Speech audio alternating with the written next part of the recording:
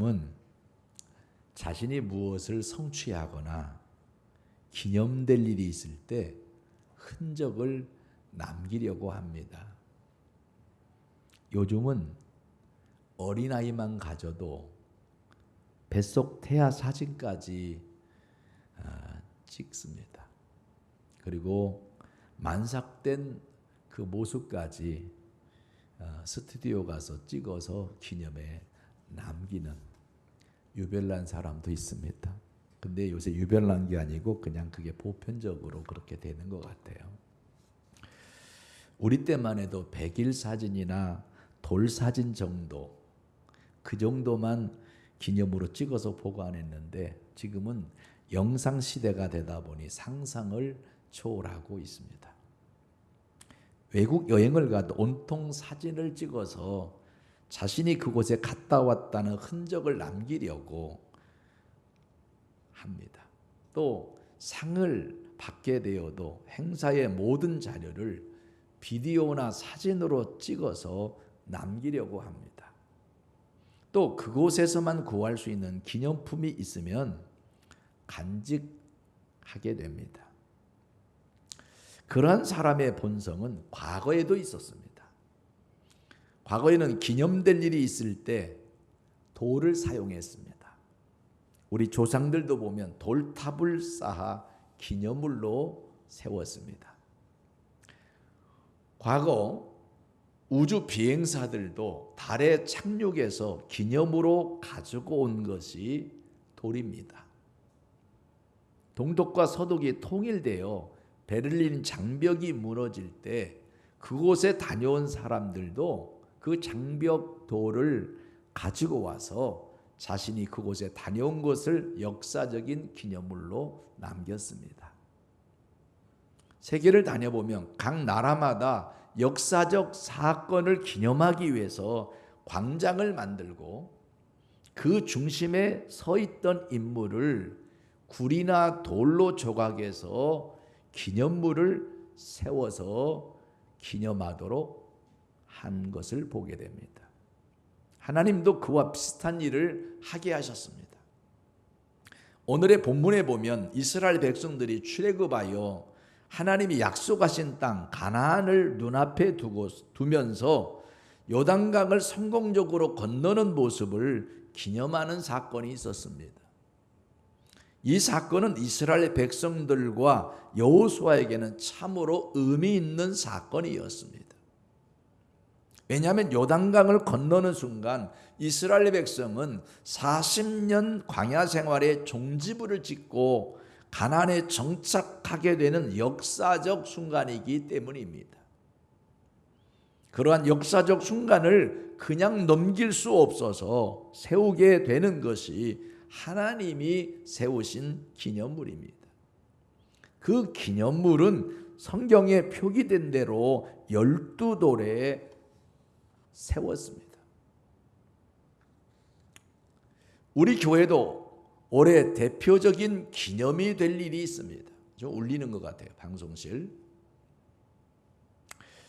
다산 신도시로 교회를 이전한 일입니다. 그야말로 상봉동 시대에서 다산 시대를 열어가는 과정이기 때문에 중요한 시점에 와 있습니다. 또 11월 말이나 12월 초이면 예정교회 예배당도 다 지어지기 때문에 그때부터는 더 기념될 일이 많을 것 같습니다. 이는 우리 스스로가 한 일이 아니라 하나님께서 몸소 계획하시고 실행하신 분이기 때문에 우리는 감격해야 하고 감사하는 마음으로 기념을 해야 한다고 생각합니다. 하나님이 이스라엘의 초대왕 사울을 세우시면서 왕은 하나님이 세우실 뿐만 아니라 그 배후에는 하나님께서 통치하고 계심을 성경을 통해서 알려주셔서 우리는 알고 있습니다. 하나님은 그때그때마다 하나님의 뜻을 이루기 위해 합당한 지도자를 세워 통치하심을 보게 됩니다. 교회도 마찬가지입니다. 하나님께서 배후에서 성령을 통해 꿈과 비전과 새로운 목표를 주시고 또 깨달음과 감화와 감동을 통해 통치하고 계시는 것입니다. 하나님의 통치를 받은 교회는 그야말로 행복한 교회입니다. 우리의 삶도 마찬가지입니다. 하나님의 돌보심을 받고 통치를 받는 성도가 제일 행복한 성도입니다. 그러므로 하나님께서 기념될 일을 주셨을 때 하나님께 감사할 수 있어야 할 줄 믿습니다.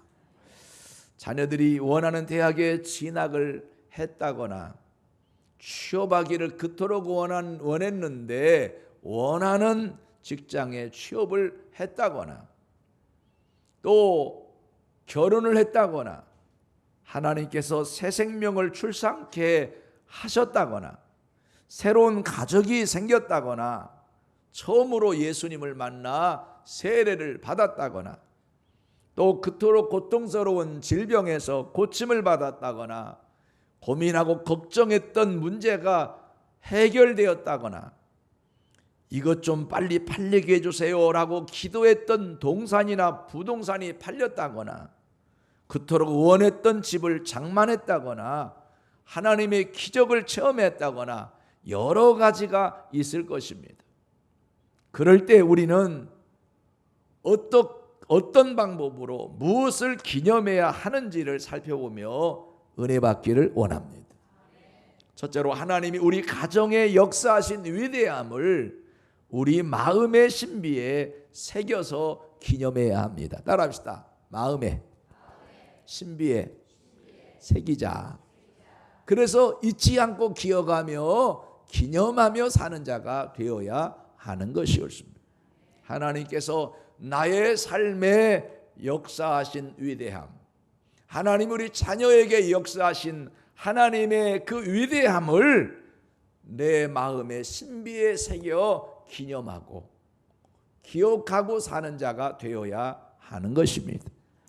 가장 중요한 것은 하나님의 역사와 위대함을 우리 신비에 새기는 작업이 필요합니다. 하나님께서 이스라엘 백성들로 하여금 기적적으로 요단강을 건너가게 하시는 은혜를 베풀어 주셨습니다. 그런 후 그들에게 한 가지 특별한 지시를 내렸는데 그것은 각 지파마다 한 사람씩을 뽑아서 각각 돌 한 개씩을 취해서 오게 하셨습니다.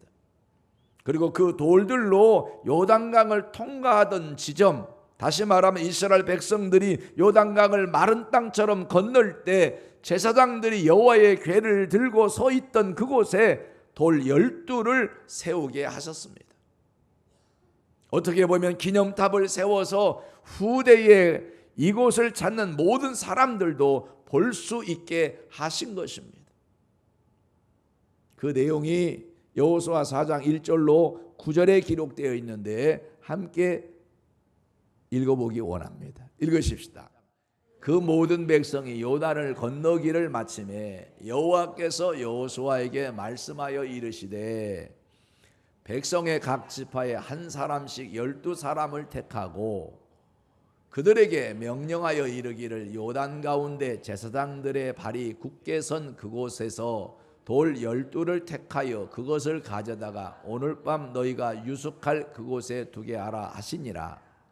여호와께서 여호수아가 이스라엘 자손 중에서 각 지파에 한 사람씩 준비한 그 12사람을 불러 그들에게 이르되 요단 가운데로 들어가 너희 하나님 여호와의 궤 앞으로 가서 이스라엘 자손들의 지파 수대로 각기 돌 한 개씩 가져다가 어깨에 매라.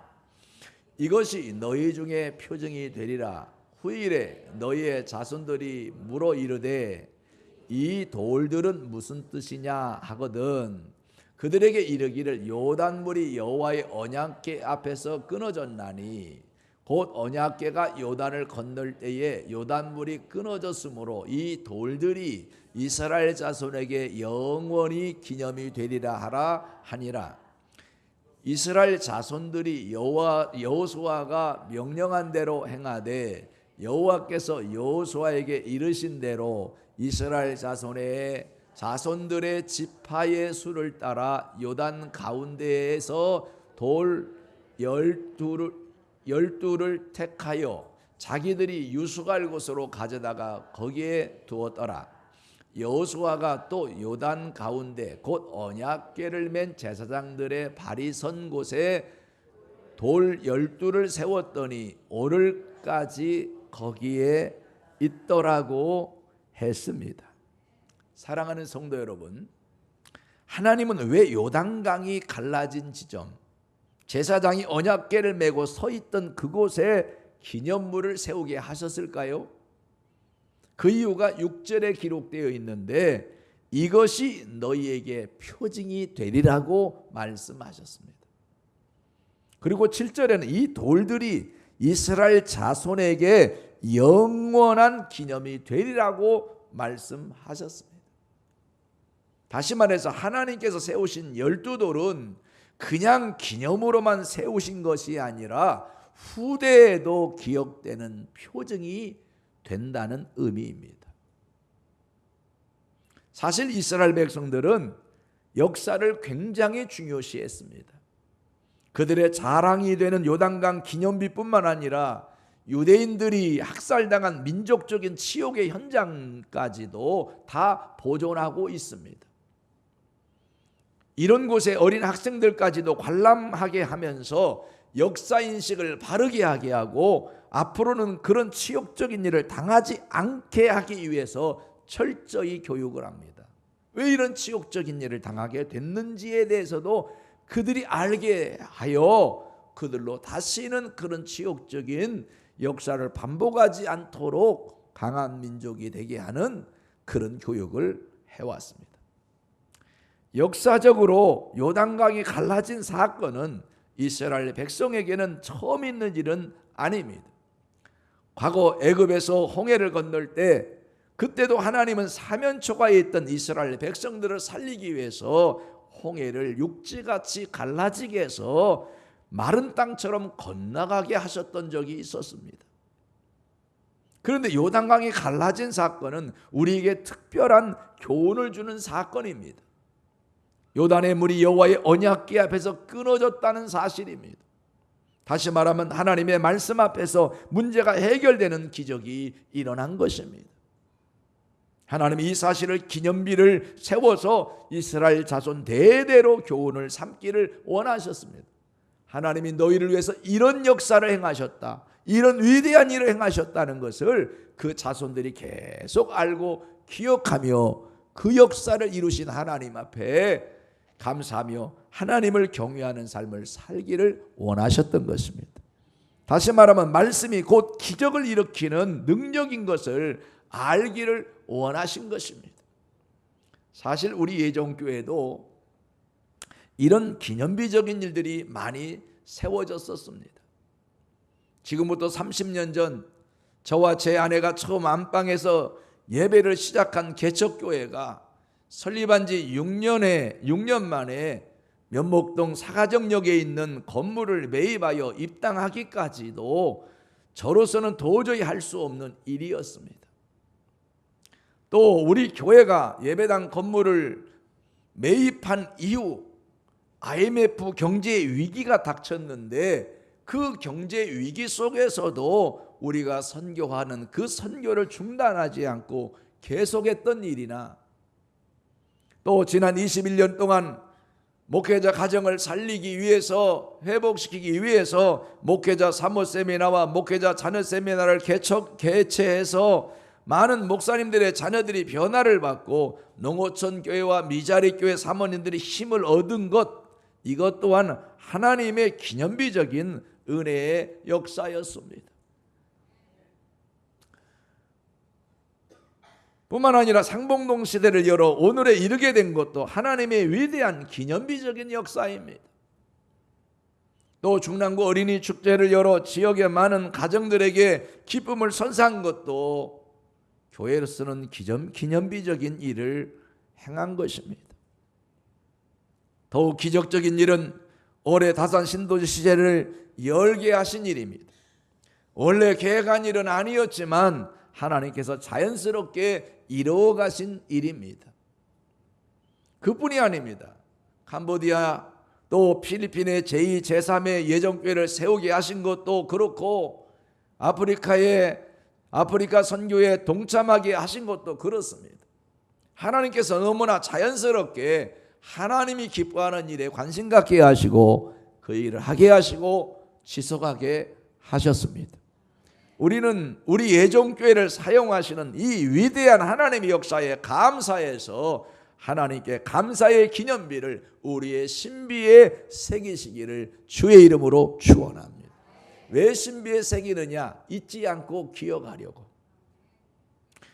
그리고 두 번째 생각하고자 하는 것은 우리 성도 한 사람 한 사람이 개인적으로 하나님께 쓰임받은 것, 이것 또한 기념비적으로 영광스러운 사건입니다. 요단강을 건널 때 가장 중심적인 사람은 궤를 맨 제사장들이었습니다. 이들은 여호와께서 여호수아에게 명하여 백성들이 다 건너기까지 요단 가운데 서 있었습니다. 그들은 요단을 건널 때 제일 먼저 첫 발을 내딛었고 그들의 발이 물가에 잠기게 되자 곧 그 위에 흐르던 물이 그쳐서 요단강이 마른 땅처럼 되었습니다. 그 내용이 여호수아 4장 10절로 18절에 기록되어 있는데 함께 읽어보기 원합니다. 자, 소리 좀 높여서 읽으면 어떨까요? 시작. 또 여호와께서 여호수아에게 명령하사 백성에게 말하게 하신 일, 곧 모세가 여호수아에게 명령한 일이 다 마치기까지 궤를 맨 제사장들이 요단 가운데에 서 있고 백성은 속히 건넜으며 모든 백성이 건너기를 마친 후에 여호와의 궤와 제사장들이 백성의 목전에서 건넜으며 르우벤 자손과 갓 자손과 므낫세 반지파는 모세가 그들에게 이른 것 같이 무장하고 이스라엘 자손들보다 앞서 건너갔으니 무장한 4만 명 가량이 여호와 앞에서 건너가 싸우려고 여리고 평지에 이르니라. 그날에 여호와께서 모든 이스라엘의 목전에서 여호수아를 크게 하심에 그가 생존한 날 동안에 백성이 그를 두려워하기를 모세를 두려워하던 것 같이 하였더라. 여호와께서 여호수아에게 말씀하여 이르시되 증거궤를 맨 제사장들에게 명령하여 요단에서 올라오게 하라 하신지라. 여호수아가 제사장들에게 명령하여 이르기를 요단에서 올라오라 하매 여호와의 언약궤를 맨 제사장들이 요단 가운데에서 나오며 그 발바닥으로 육지를 밟는 동시에 요단물이 본 곳으로 도로 흘러서 전과 같이 언덕에 넘쳤더라고 기록하고 있습니다. 이스라엘 백성들이 마른 땅처럼 건너는 동안 제사장들은 요단 가운데 서 있었습니다. 그리고 11절에 기록된 대로 모든 백성이 건너기를 마친 후 제일 마지막으로 제사장들도 요단강을 건너 가나안 땅을 밟았습니다. 그런 제사장들의 모습은 너무나 믿음직스러웠습니다. 뿐만 아니라 12절 이하에 보면 르우벤 자손과 갓 자손과 므낫세 반지파는 전투태세를 갖추고 이스라엘 자손들보다 앞서서 요단강을 건넜습니다. 그렇게 한 이유를 13절에 기록하고 있는데 이들은 여호와 앞에서 건너가서 싸우려고 여리고 평지에 이르렀다고 설명하고 있습니다. 이들은 선봉대 역할을 했음을 알 수 있는 것입니다. 그들은 평소에 모세가 그들에게 이른 것처럼 가나안을 정복하는데 선두 역할을 했습니다. 오늘날 교회에서도 이런 사람이 필요합니다.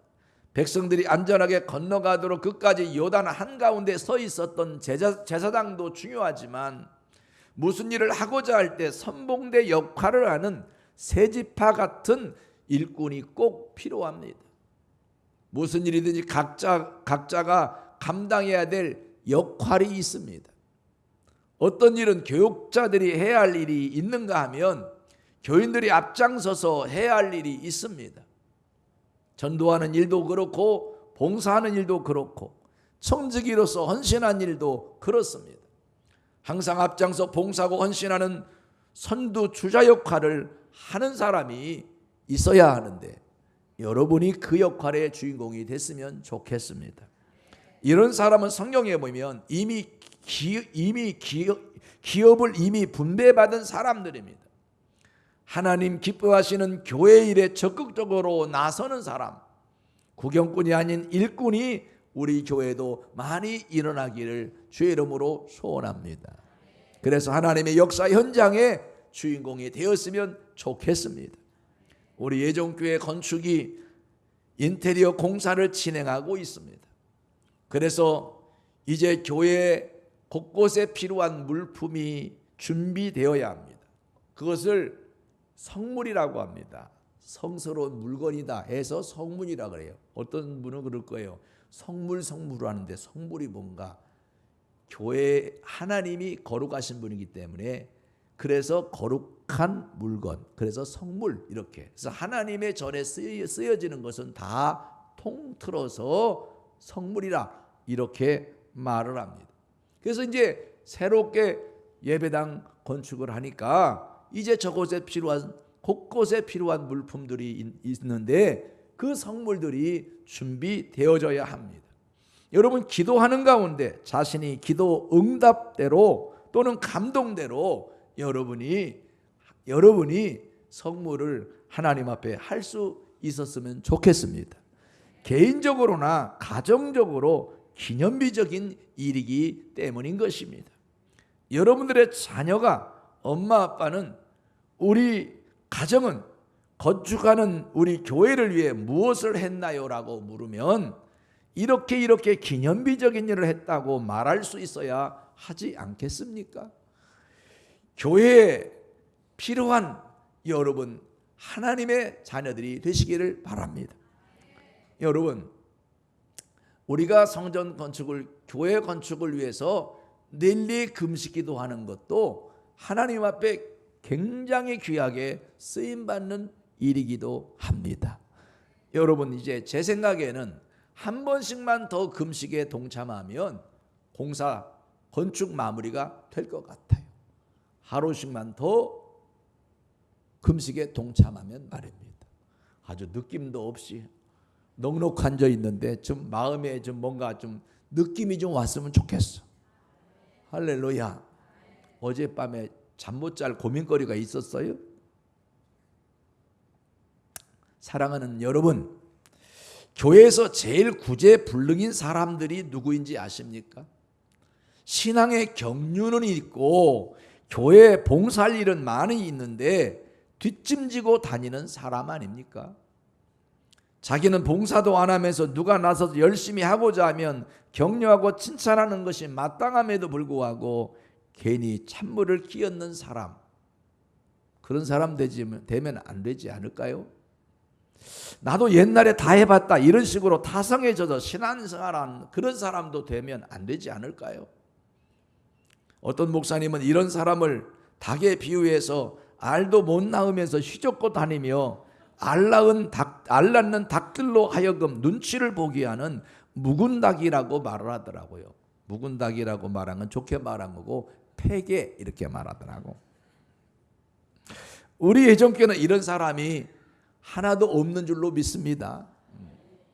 왜 아멘 안 해요? 있나? 없을 거예요.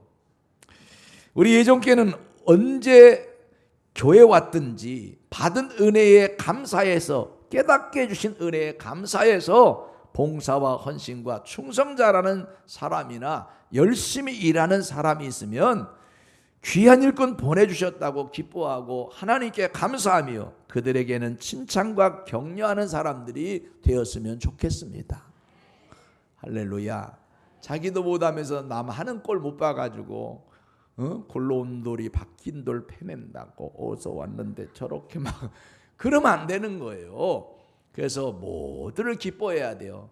할렐루야. 그리고 뭔가 열심히 봉사하고자 하는 마음이 있으신 분이 있거들랑 어서 오시라고 기다렸노라고 기도하면서 언제 오시나 했노라고 어서 오시옵소서 함께 하시죠 해서 함께 여러분 교회 일을 할 수 있기를 주의 이름으로 부탁을 드리겠습니다. 그런데 우리 예정교회는 특별한 은혜가 있습니다. 어느 누구가 특출하게 나서서 많은 헌금을 한 사람이 없어도 교육자와 성도들이 작은 힘을 합해서 여기까지 왔습니다. 이것이야말로 우리 교회의 기념비적인 기적이 아닐 수 없습니다. 저는 우리 성도들이 개인적으로 하나님께 쓰임받게 되기를 원합니다. 교회에서 모두 다 귀한 일꾼이 되기를 원합니다. 선한 청지기도 되기를 원합니다. 어느 부서에서든지 어디에서든지 내가 할 수 있는 일이 무엇인지 이를 찾아서 하는 하나님의 사람들이 많이 일어났으면 좋겠습니다. 그래서 내 생애 중에 하나님을 위해서 주님의 몸된 교회를 위해서 기념될 만한 일을 찾아서 하는 저와 여러분이 되시기를 주님의 이름으로 축원합니다. 한번 따라서 합시다. 교회에 하나님께 기념될 만한 일을 찾아서 하게 하옵소서. 할렐루야. 나 때문에 교회에 하나님의 일에 놀라운 효과가 있는 그런 기념이 될 만한 일들이 있었으면 좋겠습니다. 저는 이 일을 누군가는 꼭 해야 할 일인데 하나님이 기뻐하시는 일인데 누군가는 해야 할 일인데 누군가가 안 하고 있다. 꼭 필요한 일인데 그러면 내가 하자. 이런 마음을 가지고 살아요. 그게 여러분 그게 뭐냐? 사모쌤이나 목회자 자녀쌤이나 등등의 일들이 그런 거예요. 누군가는 했으면 좋겠는데 하나님 기뻐하는 일인데 누군가는 했으면 좋겠는데 지금 안 하고 있어요. 필요한데 그러면 그게 필요한 것을 나로 느끼게 하셨다. 알게 하셨다. 그것은 하나님이 네가 좀 해보면 어떻겠니? 라는 사인으로 알고 하나님이 기뻐하시는 일 여러분 한 걸음 앞서 나서서 시작하고 헌신하는 거예요. 그럼 하나님이 나를 얼마나 귀하게 보시는지 아십니까?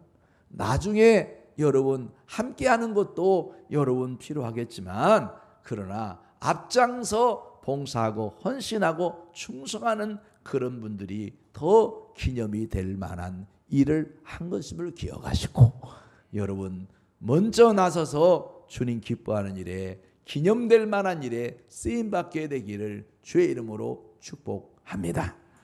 세 번째, 하나님의 기적으로 이루어진 기념비적인 일은 자녀에게 가르쳐서 대대로 이어져 가도록 해야 한다는 겁니다.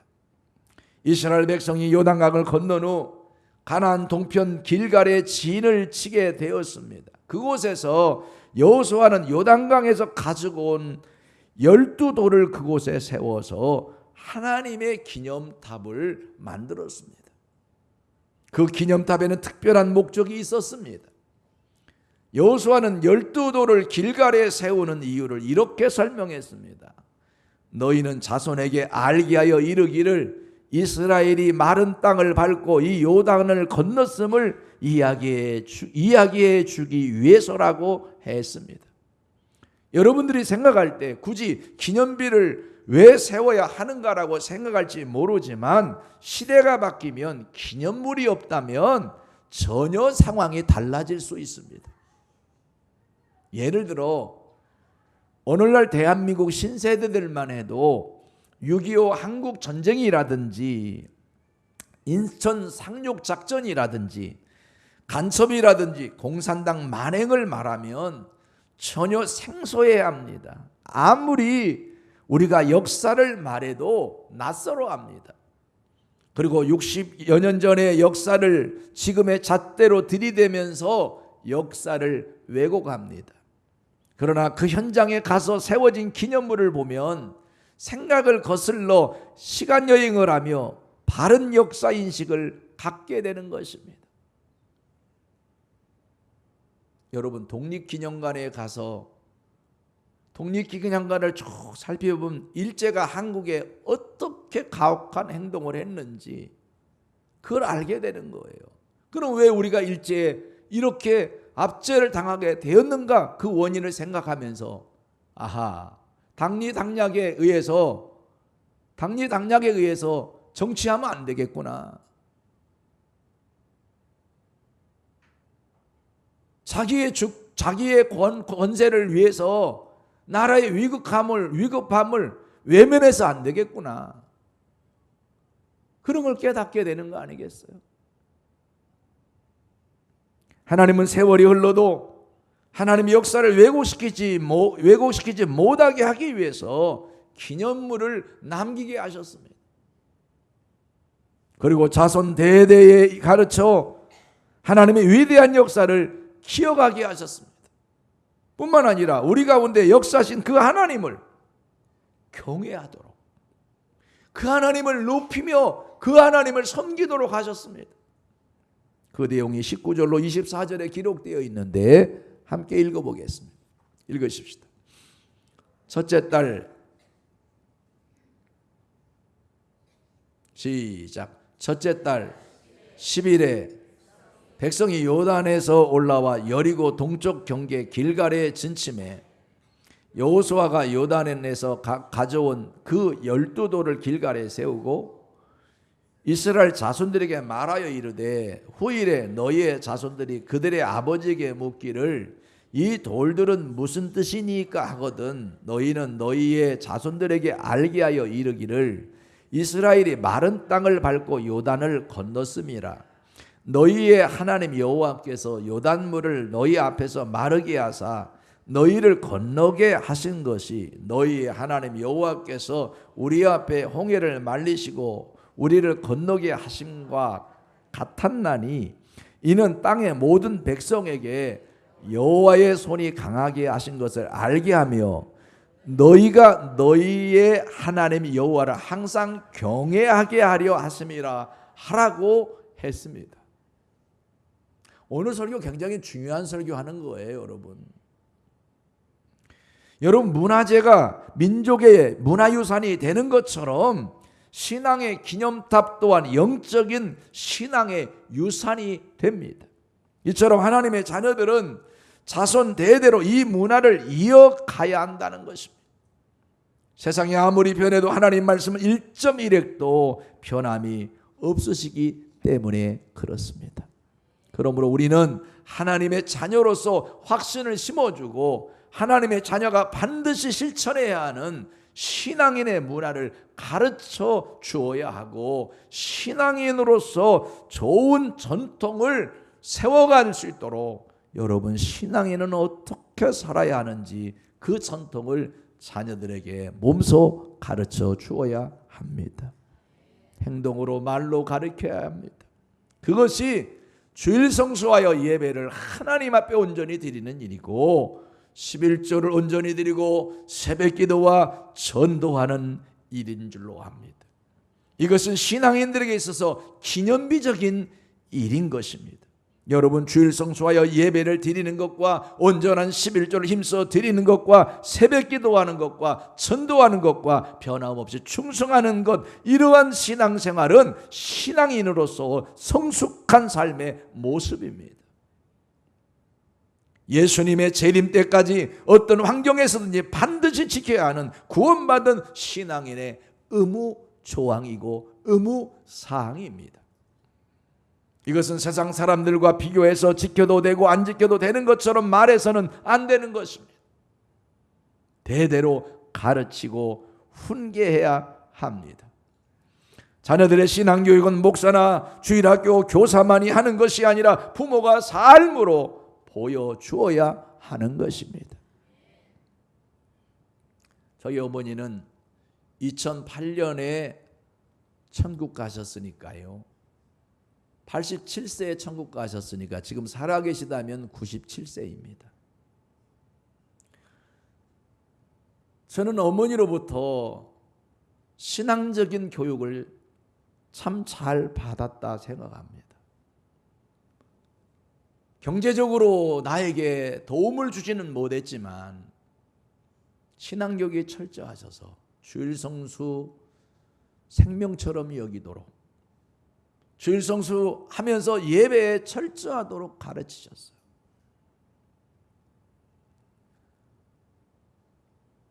저는 초등학교 5학년 때부터 돈을 벌어 공부를 하는 어려운 환경 속에 있었지만,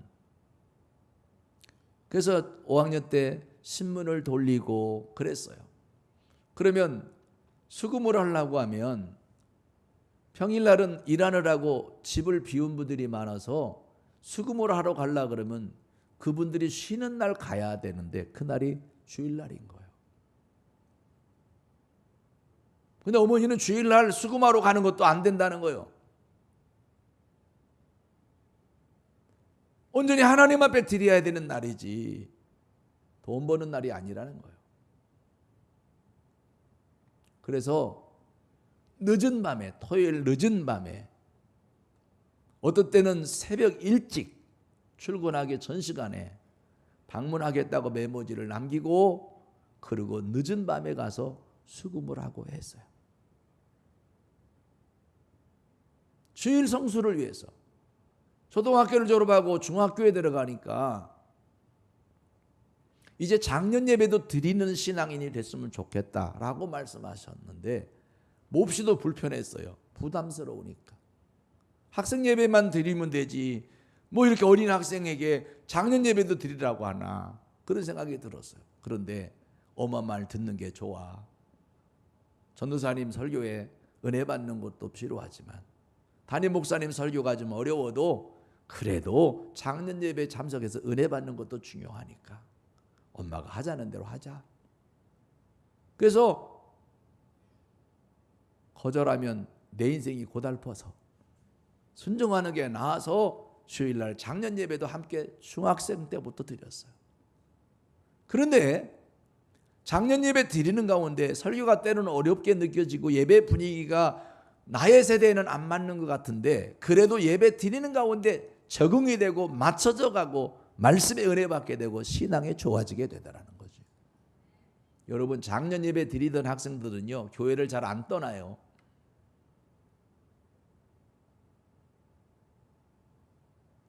그리고 어려워도 11조 생활을 철저히 하게 했어요.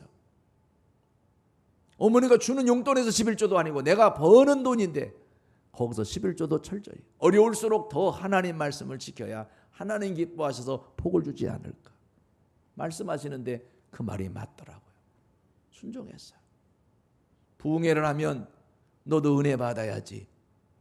학교도 가야 되고 일도 해야 되지만 부흥회 참석하거라. 그래서 저녁에 부흥회를 참석을 했어요.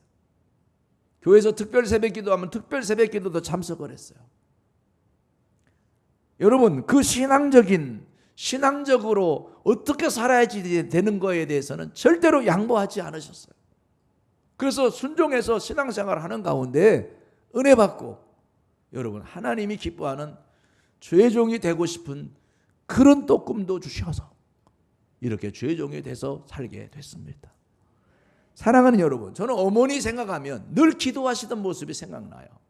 새벽 3시면 일어나 예배당 제일 앞자리 가서 기도하시고, 기도하시다가 5시에 새벽 예배 드리시고, 이제 5시 반에 이제 예배 마치면 또 기도하시다가 7시 되면 집에 들어오세요. 날마다 기도. 교회에서만 기도하시지 않았어요. 집에서도 성경 읽고 찬송 부르고 기도하시고, 이런 모습을 얼마나 자주 봤는지 몰라요. 어떤 날 집에서 막 울며 기도해요. 어떤 날은 막 찬송 부르면서. 새벽에 그렇게 기도를 했는데도 낮에 또 해요. 어머니 하면 딱 기억나는 게 늘 기도하시던 그 모습. 여러분, 어머니 하면 여러분은 어떤 어머니로 기억이 될까요? 내 아버지 하면 어떤 모습으로 기억이 될까요? 자녀가 잘 되기 원하십니까? 신앙의 유산을 물려줄 수 있기를 주의 이름으로 축복합니다. 그 신앙의 유산이 있어야 돼요. 맨날 TV 보던 어머니 모습만 기억하는 자녀가 된다면 불행한 거 아니겠어요? 전화로 막 강의하고 따지고 전화로 남 흉보는 그런 모습이나 보여주는 부모 되면 얼마나 부끄러운 일이냐 이 말이에요. 경건한 삶을 살고 하나님 기뻐하는 일을 행하는 부모의 그 신앙의 아름다운 모습을 자녀가 보고 있느냐라는 사실입니다. 사랑하는 여러분, 제가 어머니 말씀을 드려서 죄송해요. 그런데 여러분도 정말 간증할 수 있는 그런 어머니가 되시고 아버지가 되시면 좋겠습니다. 그러기를 진심으로 간절히 원합니다. 그랬으면 좋겠어. 세상 일에 분주해서 주의 일을 멀리하는 어머니나 아버지로 기억되지 말고, 아무리 바쁜 가운데서도 하나님 섬기는데 남달랐던 내 어머니, 내 아버지, 아무리 가난하고 궁핍한 가운데서도 12줄 생활을 철저히 행하시고 하나님의 일을 가장 우선으로 여기면서 사셨던 내 아버지, 내 어머니를 자녀들이 기억할 수 있어야 한다 이 말입니다.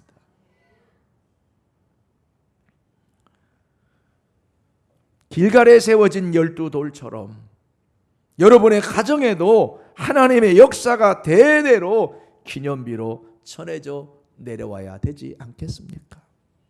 이런 위대한 기념비는 우리가 교회를 통해서도 남길 수 있어야 하는 것입니다.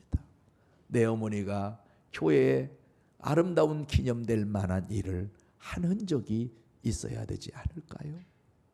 내 아버지가 교회에서 기념될 만한 일을 한 그 흔적이 남아 있어야 되지 않을까요? 저는 우리 예종교회가 설립된 지 30주년이 되는 2018년도에 다산 신도시 시대를 열어가면서 우리 교회와 우리 성도들이 기념될 일을 할 수 있는 하나님 나라의 주인공이 되기를 간절히 소원하며 기도하고 있습니다. 그래서 하나님이 지금까지 베푸신 은혜를 이 지역 주민들과 함께 하기를 소원합니다. 여러분들의 생애 속에 하나님이 베푸신 기념비적인 일들이 많아지기를 예수님의 이름으로 축원합니다.